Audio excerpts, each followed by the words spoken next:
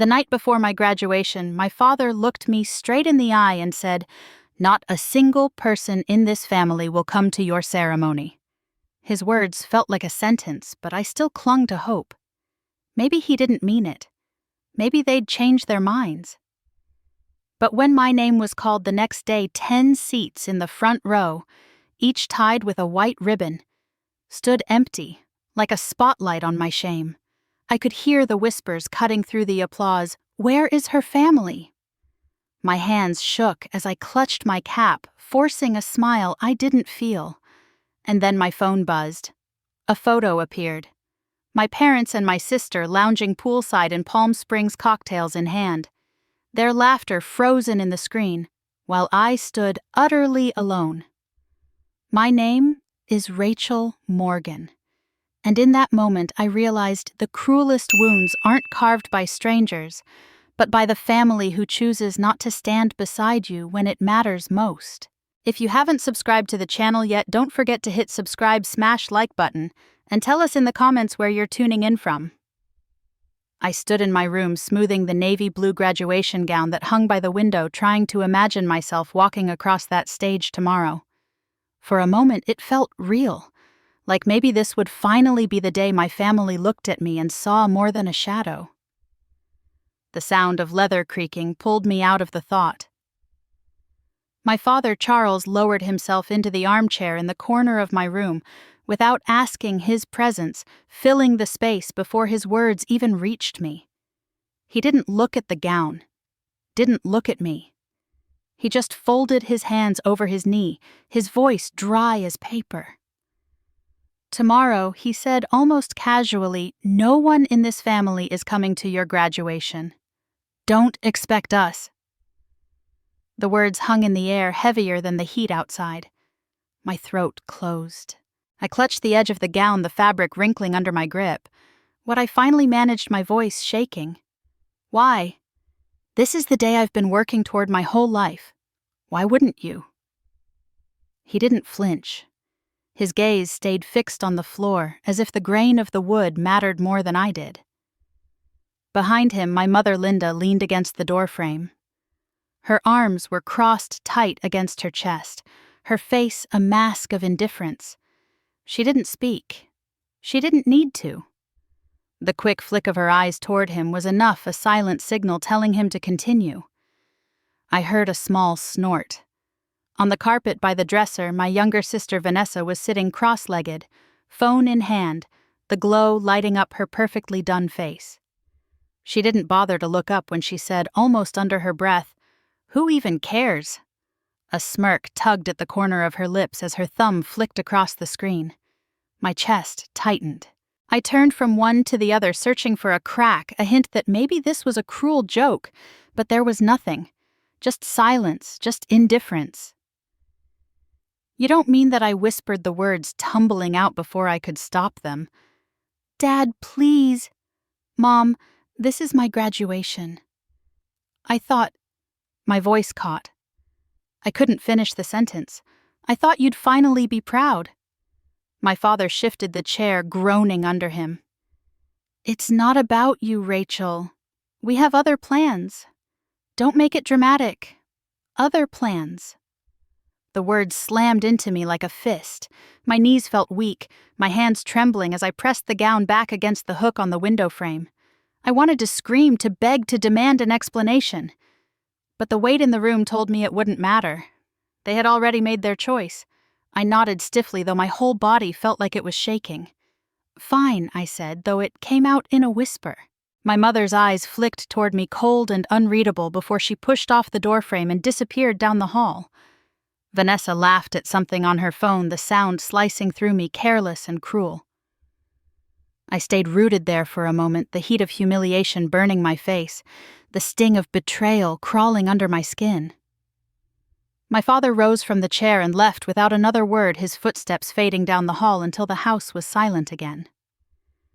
I finally moved, dragging myself toward the mirror above my dresser. My reflection stared back, pale and shaken eyes glassy with tears I refused to let fall.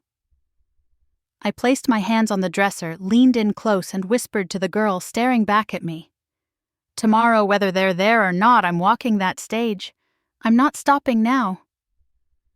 The gown swayed slightly where it hung, catching the faint breath of air from the open window. For a second, I imagined the applause, the dean shaking my hand, my name echoing through the auditorium. And then I remembered the empty chairs that would be waiting reserved, but untouched. I closed my eyes, took a deep breath, and pressed my palm against the cool surface of the mirror. No matter what, I will stand tall. I told myself, though, the words barely steadied the ache in my chest. The house creaked in the heat. Vanessa's muffled laughter carried down the hall, and I turned away from the mirror, the weight of tomorrow pressing down on me like the heavy night air. The auditorium was buzzing, a restless hum that made the air feel charged. Rows upon rows of black gowns shimmered under the stage lights, tassels swinging as students shifted in their seats. Parents craned their necks from the bleachers' phones, raised high flashes popping like fireworks.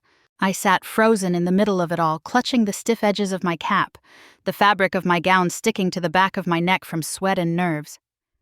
From where I sat, the 10 chairs at the front of my row gaped like an open wound. White ribbons tied neatly around them, little placards reading "Reserved" placed on top as if mocking me. No one sat there. No one had even thought about sitting there. Those seats belonged to my family, and they were empty. I could hear whispers ripple across the rows behind me. A woman's voice, sharp and curious. "Is that girl's family not here?" Another followed, hushed, but audible. "That's embarrassing." On graduation day, each syllable dug into my skin like needles. I kept my eyes on the polished stage floor ahead, refusing to turn around, refusing to meet their pitying glances. Business School Class of 2023. Dean Harrison's voice boomed through the speakers, smooth and steady. My classmates rose and sat in waves, cheers erupting each time a name was called. Laughter whistles, parents shouting their children's names with pride. I swallowed hard, my throat tight. My name would not be shouted. Rachel Morgan. My legs felt like they had been dipped in cement. I forced myself to stand, each movement deliberate, mechanical. My heart slammed against my ribs so loudly I was sure the entire row could hear it. The clapping around me swelled, but it wasn't for me. It was polite applause, the kind given out of obligation. I gripped my cap tighter, my knuckles pale, and started walking. The aisle stretched out like an eternity, lined with flowers and cameras, all leading past the empty row. I tried to fix my gaze on the stage, on the banner that read "Congratulations, Bruins," but my eyes betrayed me. They flicked toward those chairs, stark and vacant ribbons fluttering lightly in the draft of the air conditioning. 10 reminders that my family had chosen to be somewhere else. My steps faltered just for a second, the echo of my heels catching up to me. A couple in the audience leaned closer, murmuring. I dropped my head, tightening my grip on the cap until the edges dug into my palm. When I finally reached the steps, Dean Harrison stood waiting. A smile plastered on his face. His hand extended. His eyes flickered, just briefly, to the empty row. Then back to me. His smile wavered just enough for me to notice. He recovered quickly, shaking my hand firmly, the cameras flashing from every direction. "Congratulations, Rachel," he said, his voice low but carrying. I tried to smile. It felt brittle, fragile, as if it might crack at any second. The applause rose again, the same polite rhythm. I turned to face the audience, raised my diploma folder, and for a heartbeat I pretended the cheers were for me, that somewhere out there my parents were clapping. But the silence in that reserved row screamed louder than the entire auditorium. I stepped off to the side, my chest heaving. The weight of the folder in my hands was heavier than it should have been. As I shifted, something vibrated against my ribs. My phone, tucked deep in the inside pocket of my gown, buzzed insistently. I hesitated, then slipped it out, shielding the screen from the cameras. One notification glowed bright. Instagram. I tapped it open, my stomach already twisting. A photo filled the screen. My father reclined in a lounge chair, a beer bottle tilted casually in his hand. My mother leaned against the railing behind him, her sunglasses perched on her nose, smiling at the camera. And Vanessa. Front and center, her long hair falling over her designer swimsuit, oversized shades perched on her head, a pink cocktail balanced in one manicured hand. The caption, written in looping script, read, "Family Trip, Palm Springs Sunshine." The laughter in the background of the photo seemed to echo in my ears, overlapping the applause in the auditorium. My knees nearly buckled. The phone trembled in my hand as I zoomed in on their faces. Carefree content, glowing. My family, celebrating, smiling together. Without me. On the day I had begged them to show up. I slipped the phone back into my gown before anyone could notice the shake in my hands.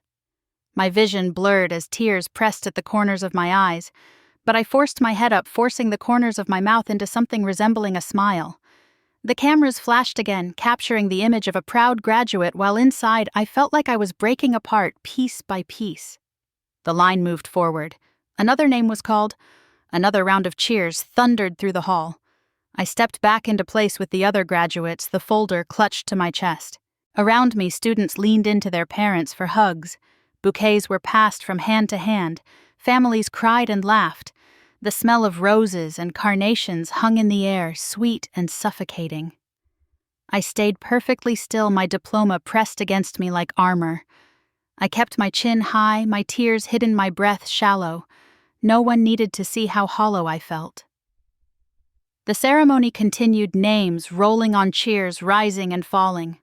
My ears buzzed, my eyes fixed on the stage, but all I could hear was the silence of 10 empty chairs and the laughter of my family by a pool hundreds of miles away. I kept my eyes fixed on the stage, but inside my mind the applause faded into something else entirely, pulling me backward into years I had tried to bury. I was 16 again, standing in our living room with a small plastic-wrapped notebook in my hands. The clearance sticker was still stuck to the back, the corner of the cover bent. My father had tossed it to me like it was nothing, muttering, "You like writing, right? Use this." My mother nodded already, scrolling through her phone.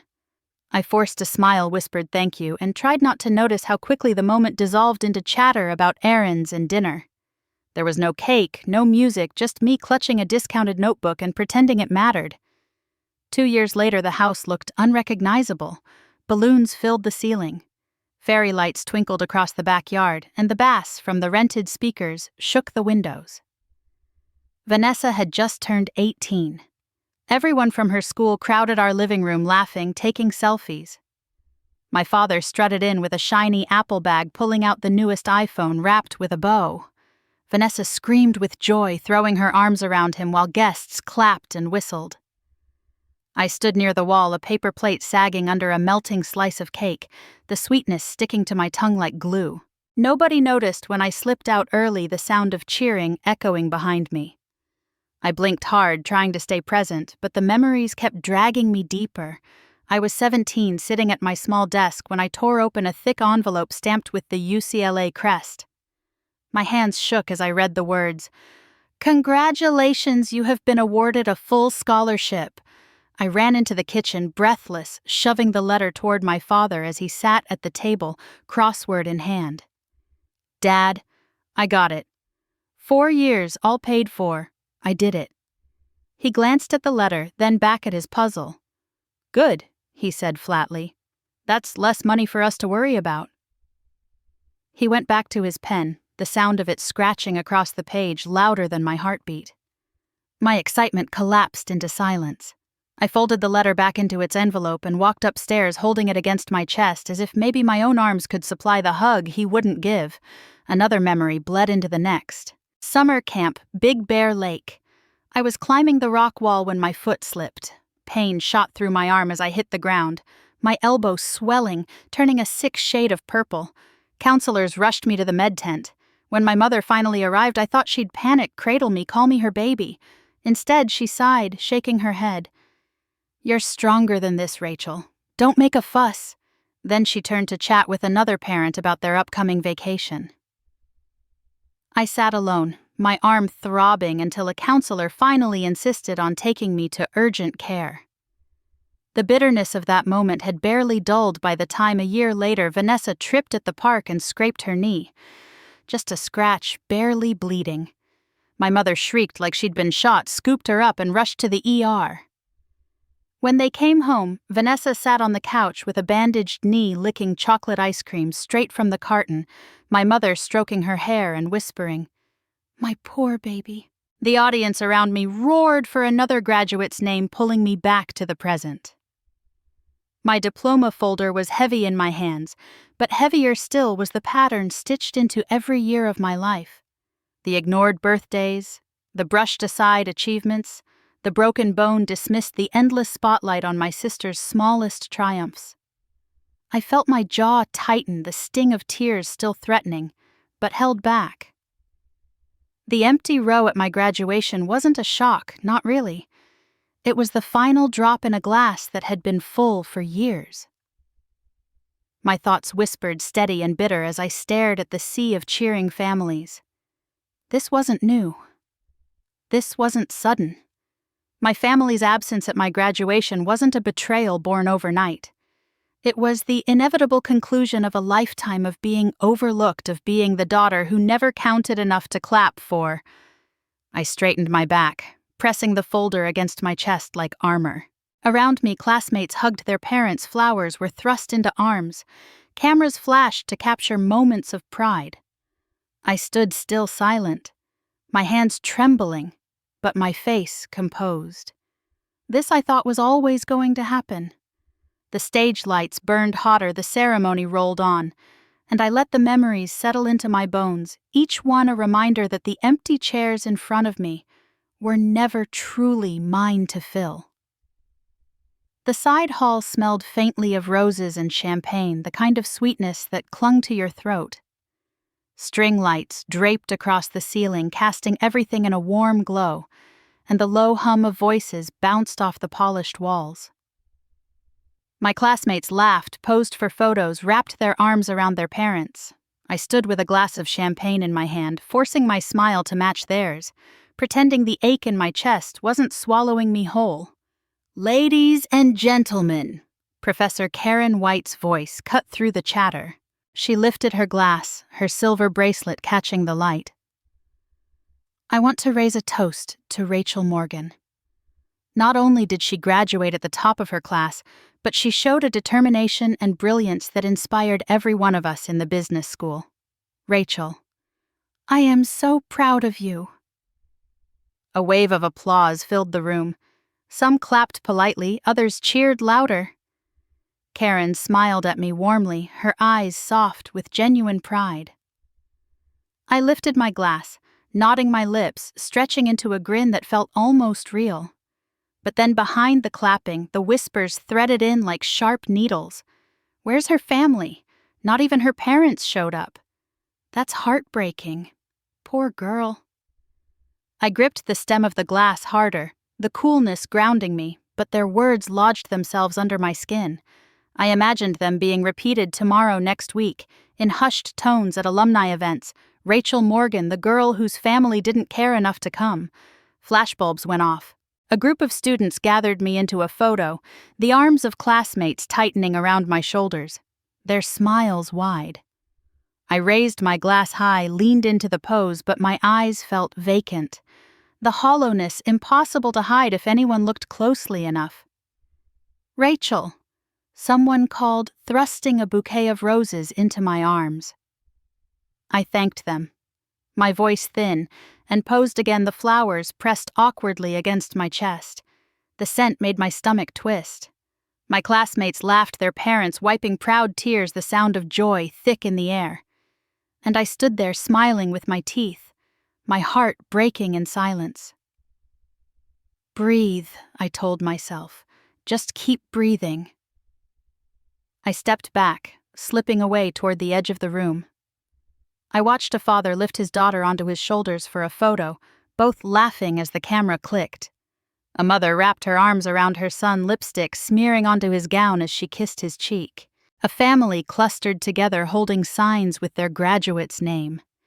Everywhere I turned, pride spilled over like champagne, except where I stood. The ache in my chest grew sharper. My throat burned. I thought of those 10 empty seats reserved with ribbons mocking me. My family hadn't even bothered to make an excuse.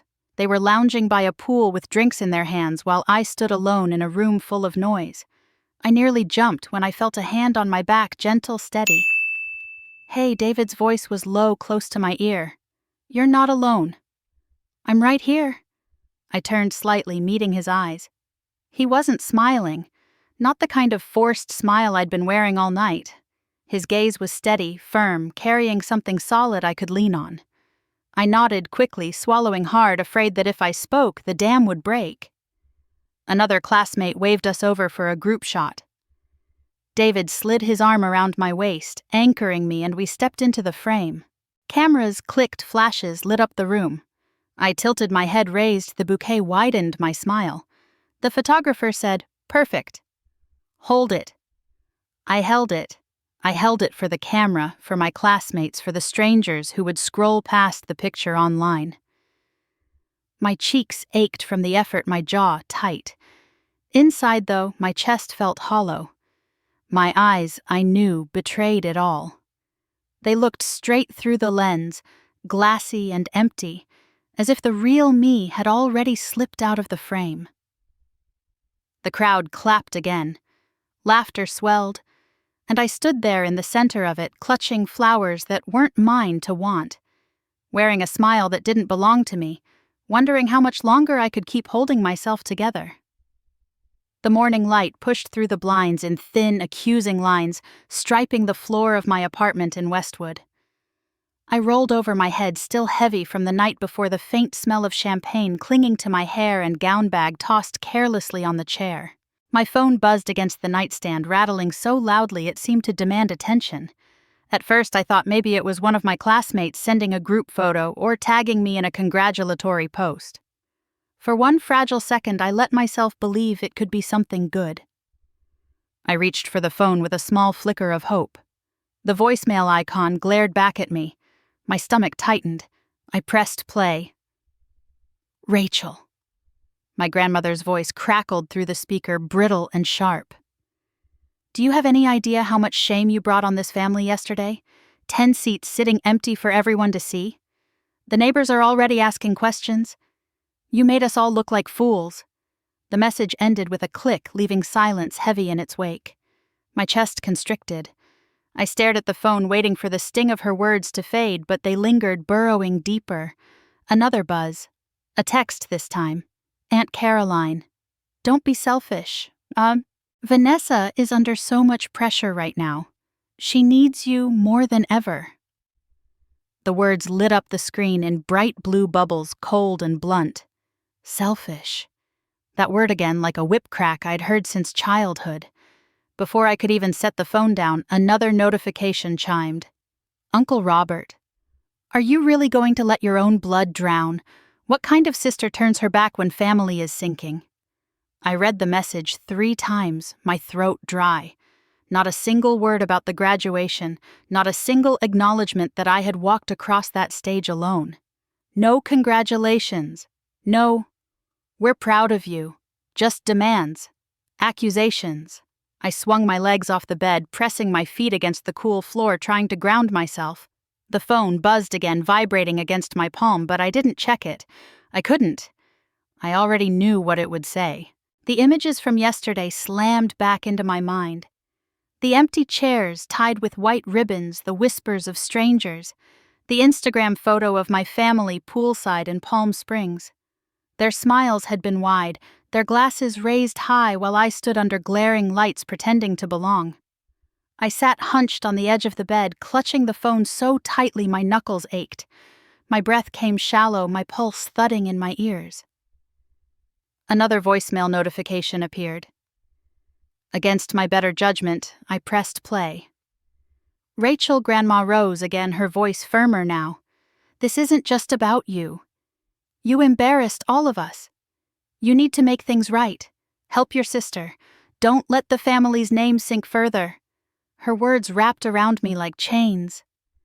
My chest tightened until it hurt to breathe. I wanted to throw the phone across the room, to smash it against the wall and silence them forever.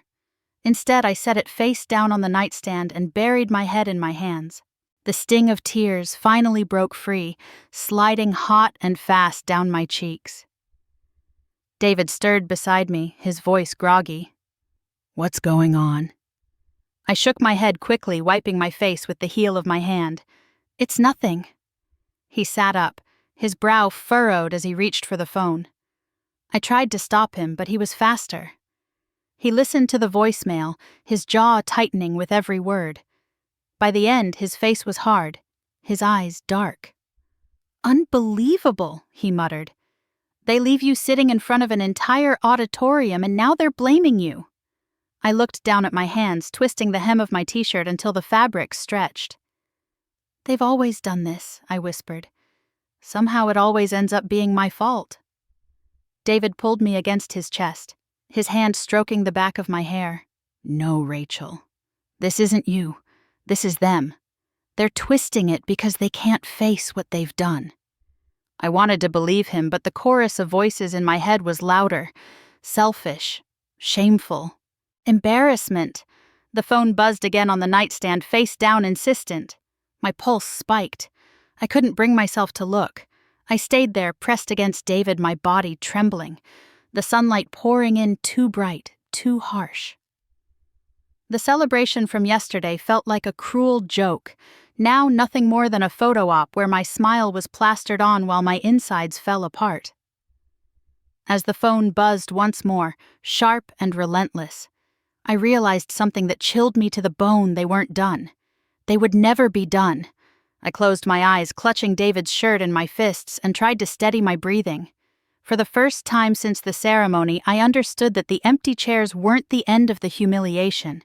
They were only the beginning. The sun was beginning to dip behind the palm trees outside my apartment window when the call came. The unfamiliar number lit up my screen, and for a second I thought it might be another relative ready to tear into me. I almost let it go to voicemail. Something in my chest told me to answer. "Hello." My voice was raw, strained. "This is Wells Fargo Security calling for Ms. Rachel Morgan." The man's tone was professional, clipped, but there was a weight beneath it that made my pulse quicken. "We've detected an attempted withdrawal of $12,000 from your scholarship fund this afternoon. Can you confirm if that was you?" The room tilted. I grabbed the edge of the kitchen counter to keep steady. "No," I whispered. "That wasn't me. I never authorized that." "All right then," he continued, unfazed. "We blocked the transaction before it cleared. The request was flagged. Our records show it originated from a login attempt in Los Angeles. Does that location mean anything to you? Los Angeles?" My knees weakened. I slid down against the cabinet, the cool tile pressing into my palms as I sat on the floor. My hometown. My parents' house. Yes, I finally managed my throat tightening. "Yes, it does." David was across the room, leaning against the couch. He straightened immediately at the sound of my voice. "What's wrong?" I shook my head, tears burning behind my eyes as I tried to stay composed with the banker still on the line.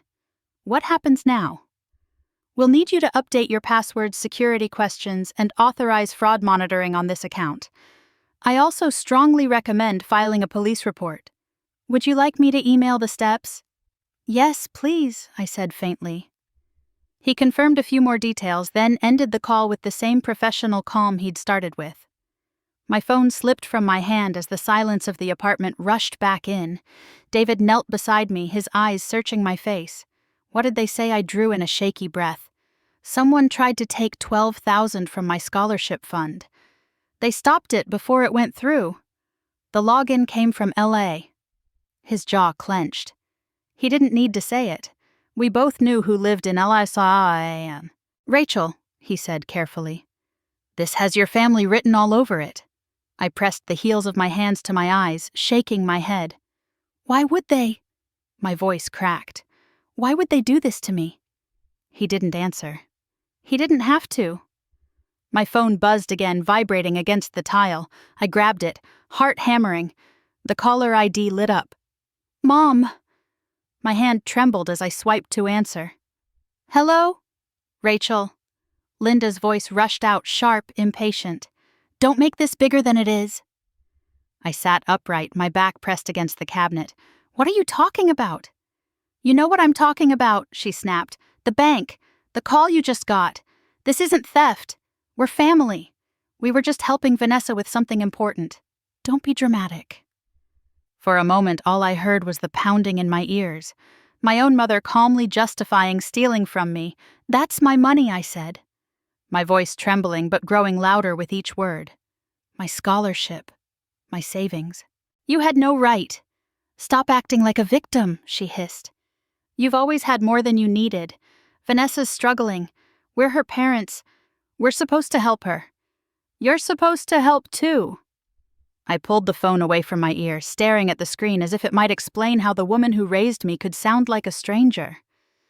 I could hear her still muffled, insistent, as if her demands were more important than my voice. David leaned closer, whispering so only I could hear. "Hang up. You don't owe her anything." But my hand froze. Part of me still wanted to beg her to see me, to recognize what she'd done. My throat closed around the words, choking me with all the years of silence. "Rachel." Her voice was sharper now. "Say something." I lowered the phone back to my ear, but the words that came out weren't what she expected. "You stole from me," I said quietly. "And you think I'm just going to let that go. But I'm not." There was silence on the other end. A cold silence, then a scoff. "Don't be ridiculous. This is family business. No one outside needs to know." Her voice cut through me, cold and dismissive, and before I could respond, I ended the call. My thumb pressed the red button, final and sharp. The screen went black. I sat there, the air thick in my lungs, staring at the phone in my lap. David's arm came around my shoulders, steady, firm. "You know what this means?" he said softly. I nodded, my body trembling. I knew exactly what it meant. My own family had crossed a line that could never be uncrossed. The phone buzzed again before I could set it down. This time when I answered, my voice came out louder than I expected, the anger finally breaking through the tremor in my chest.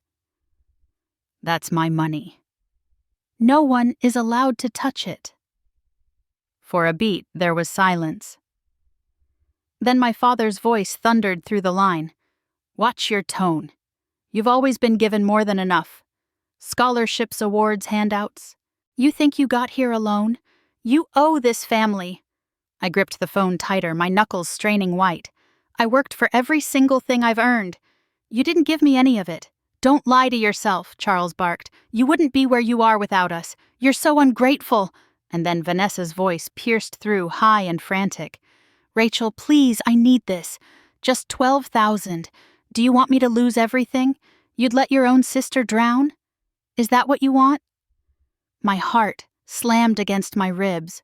The phone trembled in my hand, a flood of heat rushing to my face. I could hear her crying, but it sounded practiced, like the same tears that always bought her sympathy. I opened my mouth, but no words came. My throat burned, caught between the fury boiling inside me and the years of being told to keep quiet. That's when David reached over and pulled the phone from my hand. His voice was low, steady, but laced with steel. "Enough. You're not taking another cent from Rachel. Not now.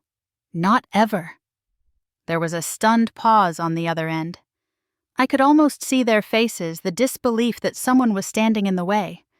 Then my mother's voice cut in sharp as a blade. "Selfish. That's what you are, Rachel. Selfish to the core. We raised you better than this." The word hit like a familiar slap. Selfish. It had been branded into me my whole life, used every time I said no, every time I wanted something for myself. But this time, something cracked open. For the first time, I didn't feel the shame that usually followed. I felt heat rising, a fire pushing against the weight of their words. I grabbed the phone back from David, my hand steady now. "No." I said, my voice stronger than I expected. "What's selfish is expecting me to clean up your mistakes. What's selfish is stealing from your own daughter and pretending it's love." On the other end, there was a hiss, a collective intake of breath. "You'll regret this," my father growled. I almost laughed, though it came out bitter. "I already regret wasting so many years trying to earn your approval." I hung up before they could answer. The click echoed in the quiet of the apartment, final and sharp. For a long moment, I just stood there, the phone still pressed to my ear, though the line was dead. My chest heaved, my palms sweaty, but the fire inside me burned brighter than the fear. David touched my arm gently. "You did the right thing." I let out a shaky breath, setting the phone face down on the table. For once, I actually believed that. The apartment was still the Los Angeles sun bleeding gold through the blinds. Outside, the world kept moving. Cars honking, neighbors chatting, a dog barking down the street. But inside, everything felt different. The word selfish still echoed in my head, but it didn't sting the way it used to. It fueled me. It reminded me that their grip on me was slipping, and maybe for the first time I was the one drawing the line. I sank into the couch, staring at the phone, as if it might light up again. I knew this wasn't over. My family didn't back down easily. But for the first time, the thought didn't make me crumble. It made me ready. The office smelled faintly of leather and coffee, the kind of place where the blinds stayed drawn, and every word seemed to carry more weight. Daniel Lewis leaned back in his chair, his hands folded, his gaze steady, as if he'd seen 100 cases like mine before. Still, the words that left his mouth landed like a punch to the ribs. "This is identity theft, Rachel. Plain and simple." I sat stiff in the chair across from him, my palms damp against my knees.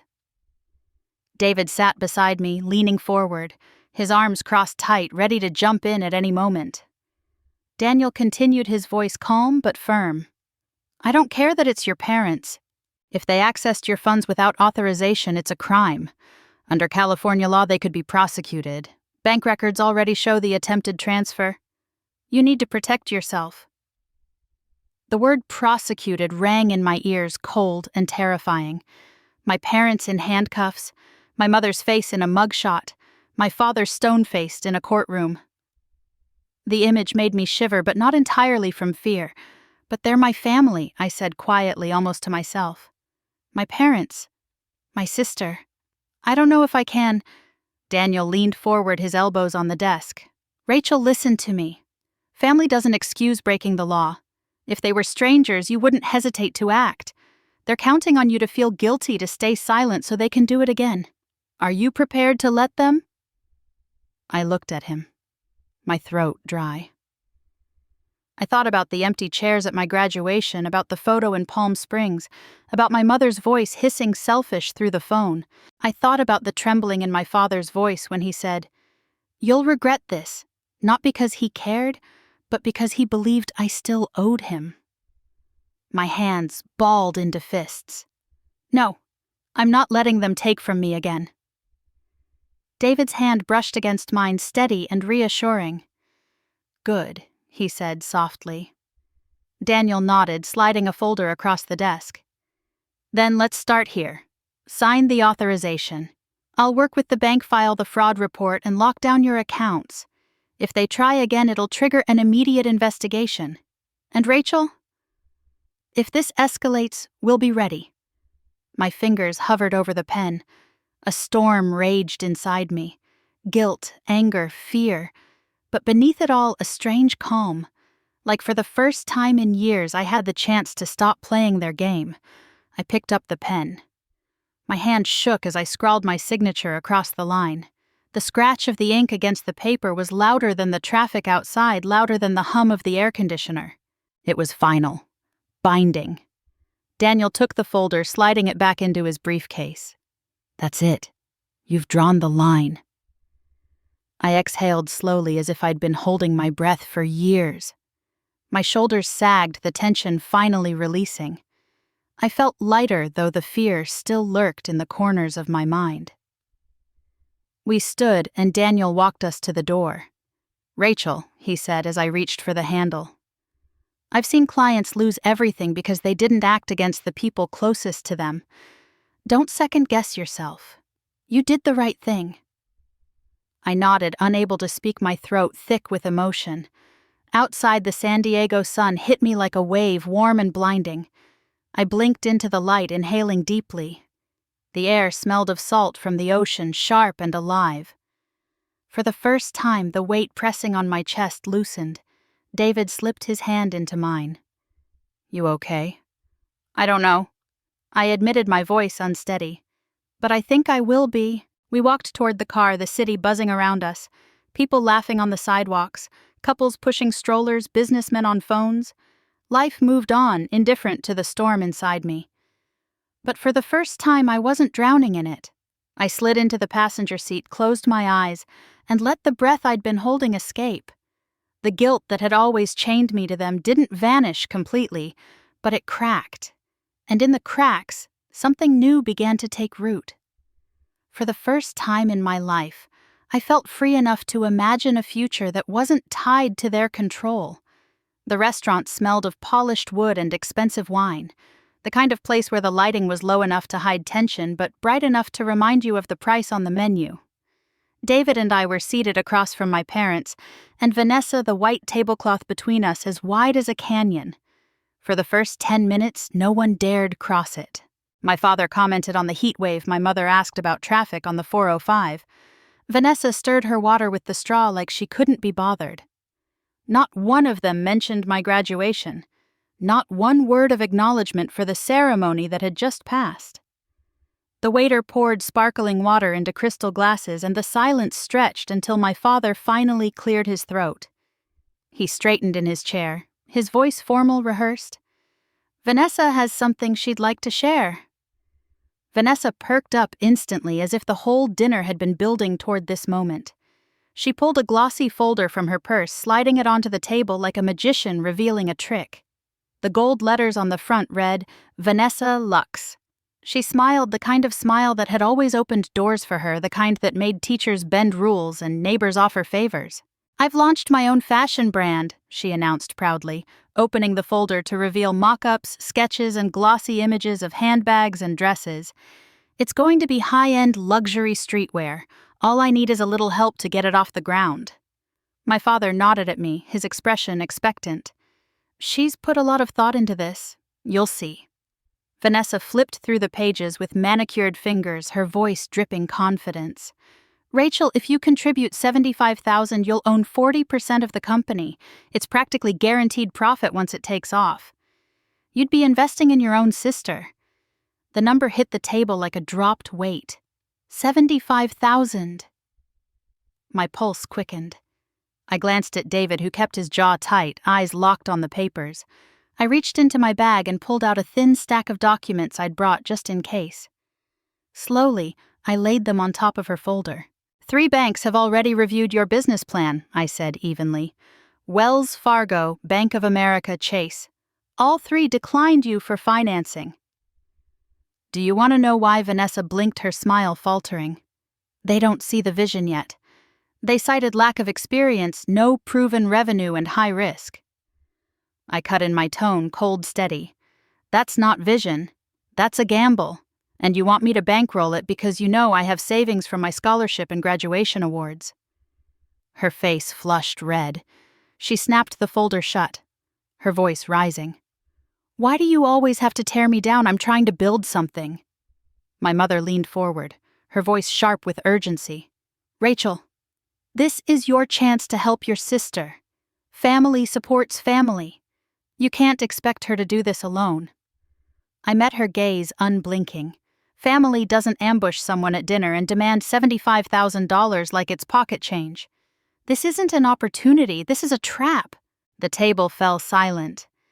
Even the clinking of silverware from nearby diners seemed to fade. My father's eyes darkened, his voice lowering like a warning. "Think very carefully about what you're saying, Rachel." I leaned back in my chair, folding my arms. For the first time, I didn't feel small under his stare. I felt clear, sharper than I'd ever been. "This isn't about me thinking carefully," I said. "This is about you finally realizing I'm not your wallet. Not now, not ever." The tension thickened, pressing against my skin like the heat outside. Across the table, Vanessa's eyes glistened with frustrated tears, her lips trembling with rage she couldn't disguise. My parents sat stiff, their faces tightening like masks that might crack at any second, and I waited steady, daring them to push me further. The silence after my words was louder than any scream. The air in the restaurant tightened thick and suffocating. My father's fist came down on the table, rattling the silverware, the water glasses trembling. "You ungrateful child." Charles spat, his face, red veins standing out on his neck. "After everything we've given you, this is how you repay us." My mother's voice broke sharp with tears as she clutched her napkin like it was the only thing keeping her together. "Rachel, don't do this! You're tearing this family apart. Can't you see what you're doing?" Across from me, Vanessa's face twisted, her cheeks streaked with angry tears. She slammed her folder shut, the sound echoing like a slap. "You're destroying my future. Do you even care what happens to me? You'd rather watch me fail than help." Something inside me snapped.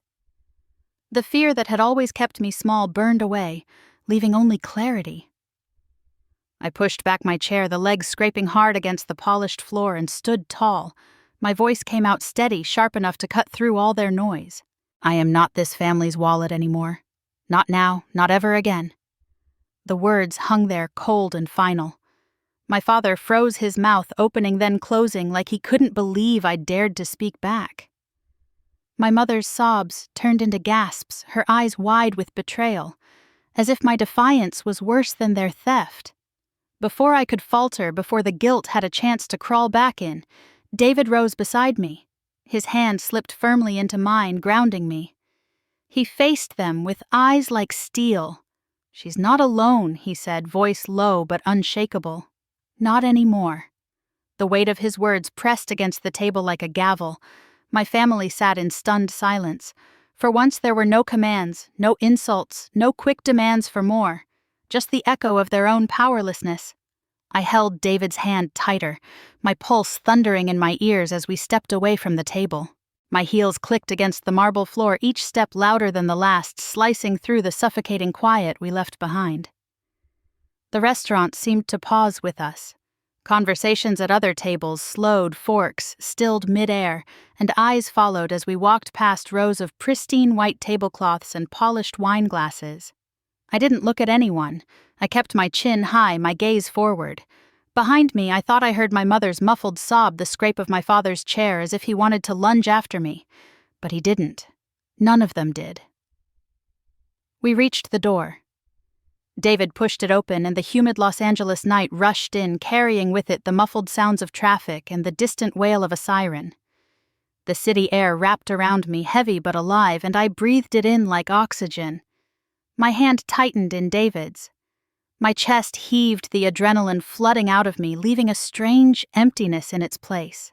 The door closed behind us with a dull thud, cutting off the muffled voices and leaving them to stew in the silence they had created. For the first time in my life, I walked away from them without looking back. The headline glared at me from the Sunday edition of the Los Angeles Times: "Vanessa Lux collapses, investors pull out amid mounting losses." The bold letters seemed almost unreal, though I had been expecting it. I leaned back in my chair, the city skyline stretching across the San Francisco horizon behind me, and let the weight of the words settle. Beneath the headline was a photo of Vanessa sunglasses perched on her head, lips pressed together in what was supposed to look like confidence. But her eyes betrayed the panic. The article detailed unpaid suppliers, canceled contracts, a failed launch that had bled money faster than she could patch it.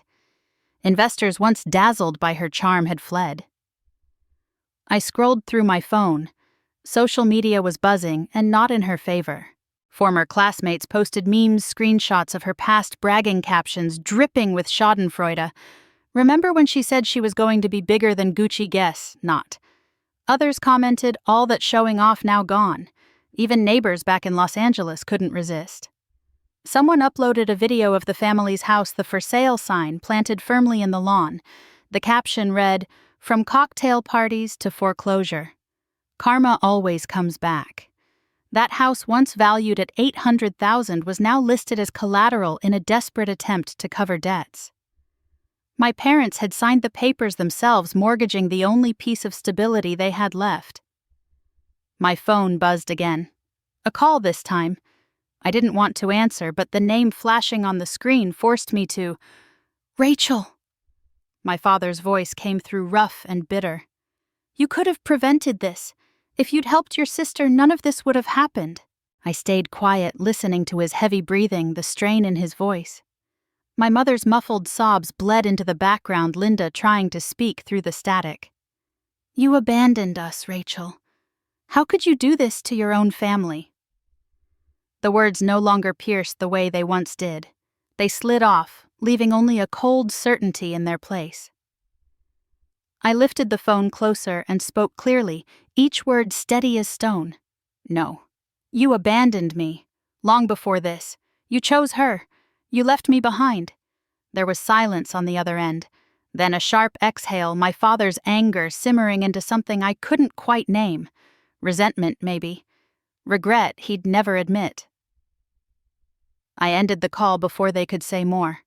For a moment, I sat in the quiet hum of my office, the city's sounds drifting in from below. Horns, footsteps, the faint music of a street performer. My hands trembled slightly, not from fear, but from release. I rose from my chair and walked toward the wall behind my desk. Hanging there, framed in polished wood, was my UCLA diploma. The golden seal glimmered under the afternoon light. I reached out my fingertips, brushing the glass. Below it, stacked neatly on a side shelf, was the quarterly report for Morgan Advisory Group, the firm I had built with my own name. 2 years in revenue had crossed $1.2 million. Clients called daily referrals, growing the business, thriving. I stared at the diploma, then at the report, and felt a calm settle in my chest. Everything they had said I couldn't do, everything they refused to acknowledge, I had done without them. In the glass reflection, I saw my own face, no longer the girl clutching a cheap notebook on her 16th birthday, no longer the graduate staring at 10 empty chairs. I was someone else now. Someone who had chosen to stand even when they walked away. The city outside roared with life, but inside my office was quiet, filled only with the proof of what I had built. I let the silence hold me, not as emptiness, but as peace. The sound of laughter drifted through the open balcony doors, carried on the cool San Francisco night air. My apartment was glowing, filled with the warmth of people who wanted to be there, who chose me. David moved around the living room with a tray of glasses, pouring red wine into each one, as Derek told some ridiculous story from our undergrad days, making the group laugh so hard they had to wipe tears from their eyes. Professor Karen leaned back on the couch, her heels kicked off, clapping her hands at the punchline like she wasn't someone who intimidated an entire lecture hall. I stood near the kitchen island, watching, letting it all sink in. My walls, once so bare now, held framed photos of our first client meeting, a group shot from the office holiday party, and of course my diploma. The faint smell of garlic and roasted vegetables still hung in the air from the dinner I'd made earlier, and the coffee table was crowded with plates of desserts everyone had brought. No one cared if the wine spilled a little or the laughter was too loud. The mess, the noise, the joy. It all felt like something I had been searching for my entire life. David caught my eye from across the room, raising his glass with a grin that softened into something tender. Derek leaned over to refill Karen's plate, and one of my junior associates, Emily, was animatedly describing a new project idea. For once, I wasn't outside looking in. I was in the center of it, surrounded by people who saw me, who valued me. The sound of glasses clinking brought me back, and suddenly everyone was looking at me. Speech Derek called out, his grin mischievous but encouraging. I laughed nervously, setting down my own glass. My hands trembled as I stood, not from fear but from the swell of emotion rising inside me. The room quieted, all eyes warm, waiting. I used to think I began my voice catching for just a second that my worth depended on people who never once showed up for me.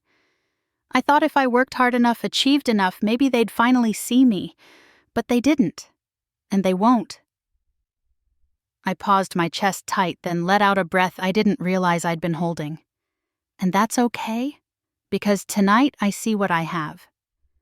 Real family isn't about who shares your blood. It's about the people who choose to stand beside you through the hard days and the good ones. It's about those who look at you and say, "I'm proud of you," without conditions, without strings attached. Karen lifted her glass, her eyes glistening, and the others followed. My family may have left chairs empty at my graduation. I continued, my voice stronger now. But tonight, this room is full of people who matter, full of people who chose me. And I will never forget that. The applause was gentle at first, then grew louder cheers mixing with the clink of glasses. David slipped his arm around me, pressing a kiss to my temple, and the room erupted in laughter again as Derek shouted, "To Rachel, the bravest woman we know." To Rachel, everyone echoed, and the sound washed over me like music. I looked around once more at the faces lit by candlelight, at the city lights twinkling beyond the balcony, and felt something settle deep in my chest. Peace, closure, belonging. As I lifted my glass, the voice inside me that had once been small and silenced rose up steady and clear. If you've ever been left behind by the people you thought would always stand with you, if you've ever felt the sting of empty chairs on the most important day of your life, remember this: your value isn't determined by them. Your family isn't defined by who abandoned you. It's defined by who chooses to stay. Tell me, have you ever faced a moment like that? Share your story. I want to hear it. And maybe, just maybe, someone else who feels alone will hear your words and realize they're not